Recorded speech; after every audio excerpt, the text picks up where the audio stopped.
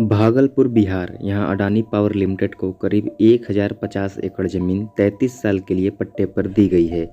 खबरों के अनुसार इस जमीन का किराया सिर्फ ₹1 प्रति वर्ष तय किया गया है। इसी जमीन पर अडानी ग्रुप 2400 मेगावाट का थर्मल पावर प्लांट बनाने जा रहा है, जिसकी लागत लगभग 26 से 30 हजार करोड़ रुपए बताई जा रही है।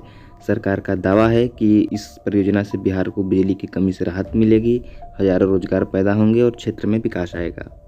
लेकिन विवाद यहीं से शुरू होता है। विपक्ष का आरोप है कि इतनी बड़ी जमीन को मात्र ₹1 में देना जनता के साथ अन्याय है। इस जमीन पर लाखों फलदार पेड़ लगे हैं, आम, लीची और अमरूद जैसे पेड़, जिन्हें काटा जाएगा।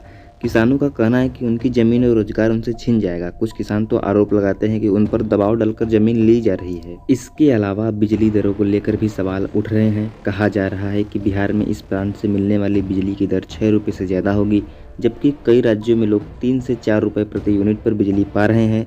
यानी जनता को सस्ती नहीं बल्कि महंगी बिजली मिलेगी। वहीं सरकार और अडानी ग्रुप का कहना है कि यह सौदा बिल्कुल पारदर्शी है। जमीन बेची नहीं गई है बल्कि पट्टे पर दी गई है। मालिकाना हक सरकार के पास ही रहेगा।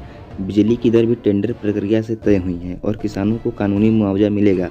सरकार का दावा है कि यह प्रोजेक्ट बिहार के लिए गेम चेंजर साबित होगा। अब बड़ा सवाल है, क्या यह प्रोजेक्ट सच में विकास का रास्ता खोलेगा या फिर किसानों और पर्यावरण के लिए संकट खड़ा करेगा?